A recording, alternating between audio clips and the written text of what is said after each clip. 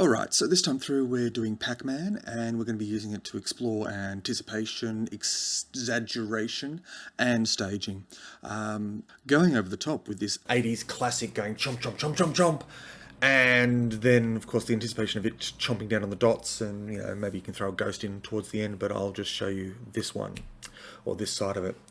So first up, we need to set up Pacman. Pacman, iconically, is really, really simple because it's basically a yellow circle with a black outline. And as I said, circle. Now at this point, I'm going to pull a little trick and basically convert the whole lot to a symbol. So I'm going to call it Pacman. Bang. Now, we can actually edit these symbols. We go over to the library panel here, and inside that we can either double click on that, or we can actually double click on the icon here.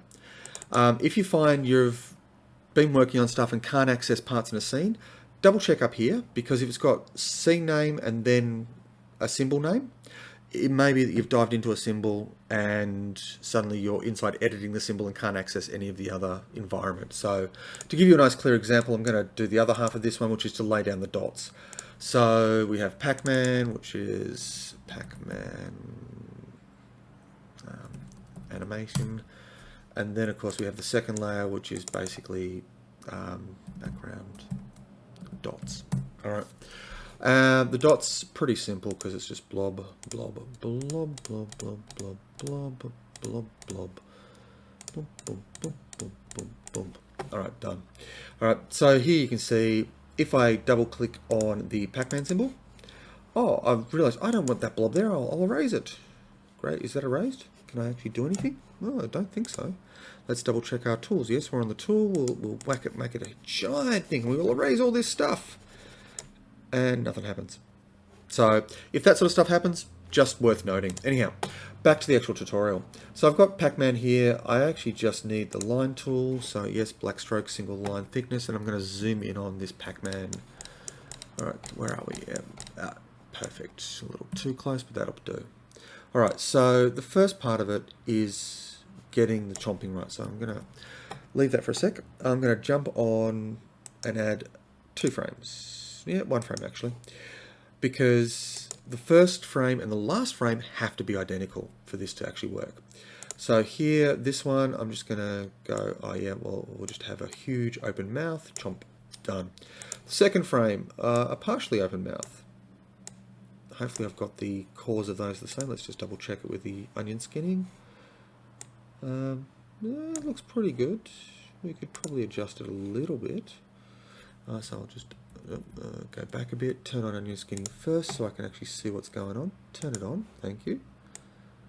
That's where it is, and it won't reveal the background to me. Oh, that's annoying. But anyhow, I'll just guess, and it'll be fine. And then go on a couple more frames, insert a keyframe. Oh, I've got these bits I don't want. Well, I just use the selection tool, click off, click on the part I don't want, hit the delete key, and it removes it. That way I can then draw in the part I do want, which is the chompiness. That looks a little low, but anyhow, yes it is. So I'll draw that a little higher. Hold down shift so it's flat, and it should automatically lock to the edge here. Alright, so that's the basic Pacman animation. It's not quite finished yet. I should tidy it up. So turning off onion skin, I'm going to use just the selection tool. Let's click in the little pie piece and hit delete.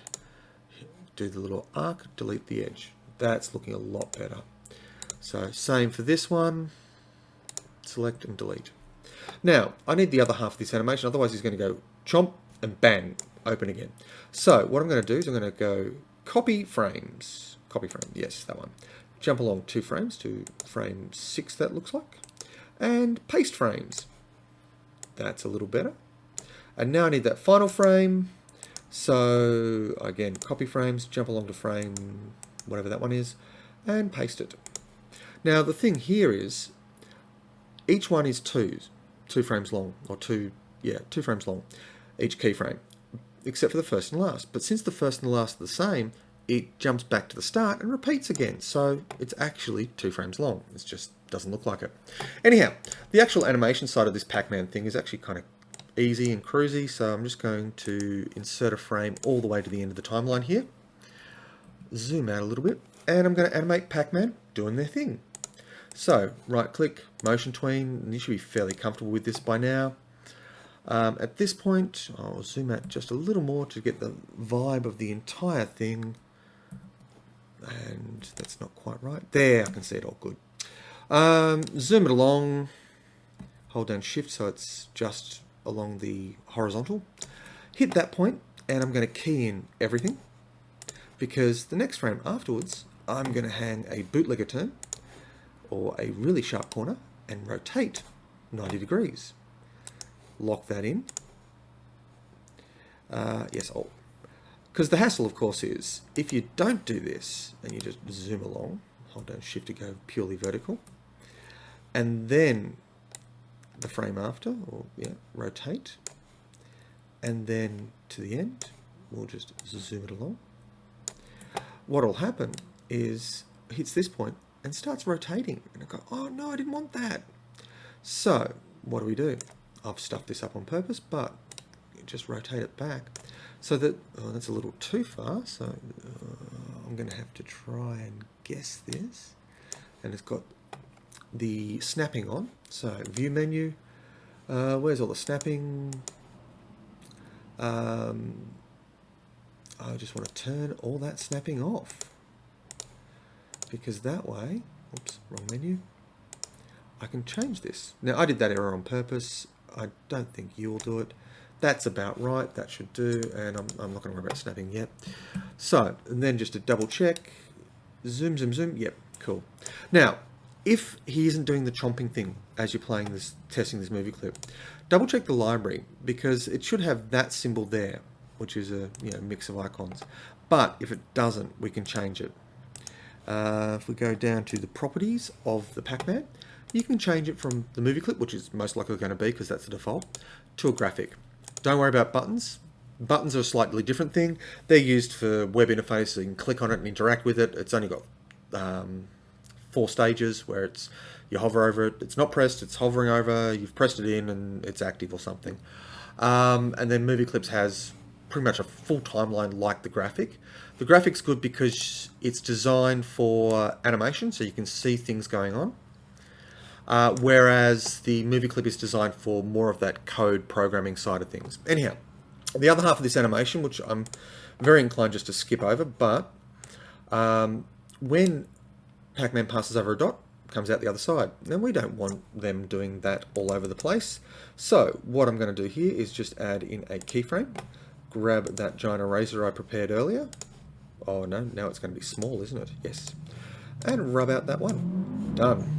Move along a little bit so he chomps the next one. Insert a keyframe, and then rub it out.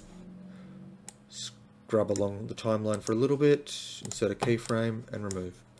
And so, oops, I missed a bit. So I'll just get rid of that one. Cool. And yep, oh, that one's about there.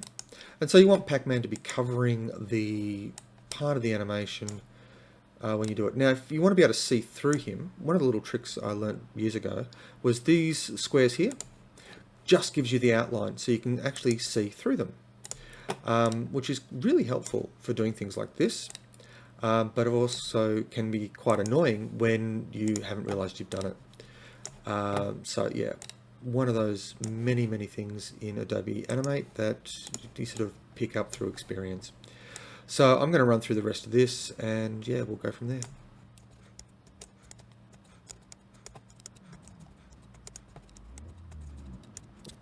All right, you notice that how it's gone clear or grayed out, because it just means that that part of the timeline is actually empty of anything. Yeah, so this gives us the basics of the animation. The only thing I'll notice is that you've got a bit of anticipation, a bit of exaggeration of its chompiness, and the staging is sort of set up. Now, I'd ideally want to draw in a Pacman maze and have a bit more excitement happening. And if you also look at this, this bottom chunk is really slow comparatively to the rest of it. It's a zoom, slow, zoom. So we need to sort of tidy that up a bit. And one of the tricks, of course, is we can just remove a couple of frames from in here. It adjusts our timing. So, boom. So we're trying to get that same speed happening. Maybe it takes another frame or two to be removed. And so here you can sort of see, well, okay, we'll just start removing frames to adjust that timing. The rest of it, yeah, well, let's see how it plays. A little fast. The alternative method, of course, is in each one you just insert a frame, and this will take a lot of time, so I'm not going to finish it, but you can see what I've done. As always, Pacman, done, and export. So yeah, it's a fairly simple go at this. The tricky part, of course, is getting the symbol right, making sure it's a graphical symbol and animating that as an independent timeline, kind of like Inception with one thing inside another thing, or those Russian dolls. So either way, you know, trying to get that timeline working and then animating the outside to sort of match what you want to happen. I'll leave that one with you.